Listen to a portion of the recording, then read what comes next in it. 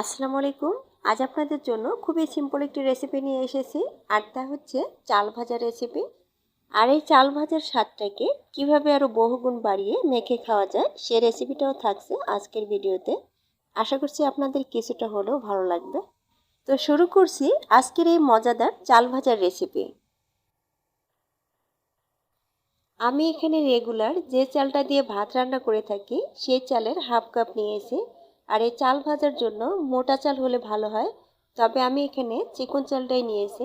আর এই চাল ভাজার স্বাদটাকে বহুগুণ বাড়ানোর জন্য সাথে আমি 1/4 কাপ মসুর ডাল নিয়েছি। আর চেষ্টা করবেন মোটা ডালটাই নিতে।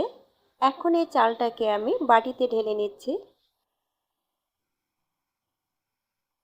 দিচ্ছি স্বাদ মতো লবণ এবং সামান্য পরিমাণে পানি। আমি এখানে হাফ টেবিল চামচ পানি দিয়েছি।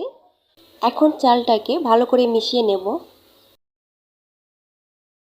চালটাকে আমি লবণ এবং পানির সঙ্গে ভালো করে মিশিয়ে নিয়েছি। এখন এভাবেই রেখে দেব 5 মিনিটের জন্য। আর এই ফাঁকে আমি ডালটা ভেজে নেব। চুলায় একটি প্যান বসিয়ে প্যানটাকে গরম করে নিয়ে আমি ডালটাকে দিয়ে দিচ্ছি। আর চেষ্টা করবেন ভারী তলাযুক্ত প্যান নিতে। এখন চুলার মিডিয়াম আঁচে ডালটাকে ভাজবো।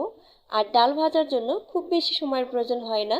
কিছুক্ষণ ভাজার পরে দেখবেন ডালের কালারটা চেঞ্জ হয়ে যাবে, আর তখনই বুঝতে পারবেন যে ডালটা ভাজা হয়েছে। দেখতে পাচ্ছেন ডালের কালারটা সম্পূর্ণ চেঞ্জ হয়েছে, ডালের মধ্যে আর কোনো রকম লাল অংশ নেই। এখন প্যানটাকে নামিয়ে নেব। আর নামানোর সঙ্গে সঙ্গে একটা বাটিতে ঢেলে নিতে হবে, তা না হলে প্যানের গরমে ডালটা পুড়ে যাবে। এদিকে 5 মিনিট পর চালের গায়ের পানিটাও শুকিয়ে এসেছে। এ পর্যায়ে চালটা কিন্তু কিছুটা জমাট বেঁধে থাকবে, তার মানে কিছুটা শক্ত হয়ে থাকবে। তো হাত দিয়ে এভাবে জমাটটা ভেঙে চালটাকে ঝরঝরে করে নিতে হবে। চালটা এখন ঝরঝরে হয়েছে, এখন এটাকে আমি ভেজে নেব। চুলায় আবারও প্যান বসিয়ে আমি প্যানটাকে গরম করে নিয়েছি।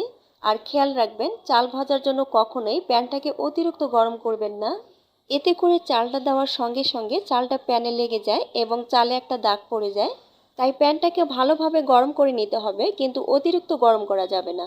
প্রথমে আমি অর্ধেকটা চাল দিয়েছি, এরপরে আমি বাকি চালটাকেও ভেজে নেব।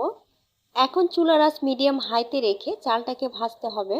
আর প্রথম পর্যায়ে চালটাকে হালকা হাতে নেড়ে চেড়ে ভাজতে হবে। আর যখন চালটা এরকম ফুটতে শুরু করবে তখন চালটাকে অনবরত নেড়ে চেড়ে ভেজে নিতে হবে। আর চালটা এরকম ফুটতে থাকলেই বুঝতে পারবেন যে আপনার চাল ভাজাটাও পারফেক্ট হবে। চালটা আমার ভাজা হয়েছে, আর দেখতেই পাচ্ছেন কিছু চাল কিন্তু মুড়ির মতন হয়েছে। এর থেকে আর বেশি ভাজবো না, তাহলে চাল ভাজার কালারটা চেঞ্জ হয়ে বেশি লালচে হয়ে যাবে। আর প্যানটাকে নামিয়ে সাথে সাথে চাল ভাজাটাকে বাটিতে ঢালতে হবে। তো এভাবে আমি বাকি চালগুলোকেও ভেজে নিয়েছি। আর আপনারা দেখে নিশ্চয় বুঝতে পারছেন যে চাল ভাজাটা একদম পারফেক্ট হয়েছে। এ পর্যায়ে চাল ভাজাগুলোকে ঠান্ডা করে যে কোনো কাচের বয়ামে বা এয়ারটাইট বক্সে রাখতে পারবেন। তারপর যখন ইচ্ছা করবে বের করে মাখিয়ে খেতে পারবেন। এখন এই চাল ভাজাটাকে মাখিয়ে নেব। এজন্য একটি বাটিতে নিয়ে নিচ্ছে দুটি পেঁয়াজ কিউব করে কেটে নিয়েছি, আর সাথে নিয়েছি 3-4টি মরিচ, মরিচটাকেও কুচি করে কেটে নিয়েছি। দিচ্ছি সামান্য পরিমাণে লবণ। যেহেতু ডাল ভাজায় লবণ ব্যবহার করিনি, তাই ডাল এবং এই পেঁয়াজ মরিচের জন্য লবণটা অ্যাড করেছি। এখন লবণের সাথে এই পেঁয়াজ মরিচটাকে মেখে নিতে হবে, এতে করে পেঁয়াজ মরিচটা কিছুটা নরম হয়ে আসবে। পেঁয়াজ মরিচটা মেখে নেওয়ার পর দিয়ে দিচ্ছি সরিষার তেল। আর চেষ্টা করবেন তেলটা একটু বেশি করে দিতে, এতে করে চাল ভাজাটা খেতে ভালো লাগবে। আর সাথে দিয়ে দিচ্ছি কিছু ধনিয়া পাতা কুচি। এখন আবারও ভালো করে মেখে নিচ্ছি। এরপর দিচ্ছি হাফ কাপ চানাচুর, তবে আপনারা পছন্দ না করলে এটা স্কিপ করতে পারবেন। তবে এই চানাচুরটা দেওয়ার কারণে এই চাল ভাজার স্বাদটা আরও বহুগুণ বেড়ে যায়। আপনারা চাইলে এখানে আরও শসা কুচি, টমেটো কুচি অ্যাড করতে পারবেন, তবে সেটা একদম শেষের দিকে করতে হবে, তা না হলে সেগুলো থেকে পানি বেরিয়ে আসবে। আর তাতে চাল ভাজাটাও দ্রুত নরম হয়ে যাবে। চানাচুরটা দিয়ে ভালোভাবে মেখে নেওয়ার পর দিয়ে দিচ্ছি চাল ভাজা এবং সেই সাথে দিচ্ছি ডাল ভাজা। এখন সব একত্রে মিক্স করে নেব। এরপর সব শেষে এক টুকরো লেবু থেকে রসটা আমি চিপে দিয়ে দিচ্ছি। এতে করে লেবুর একটা সুন্দর ফ্লেভার আসবে এবং সেটা খেতেও ভালো লাগবে। এখন আবারও সব একত্রে ভালো করে মিক্স করে নেব। আমি পরে আরও কিছুটা সরিষার তেল অ্যাড করে নিয়েছি। এখানে আপনাদের পছন্দ মতো সব উপকরণ অ্যাড করে নেবেন।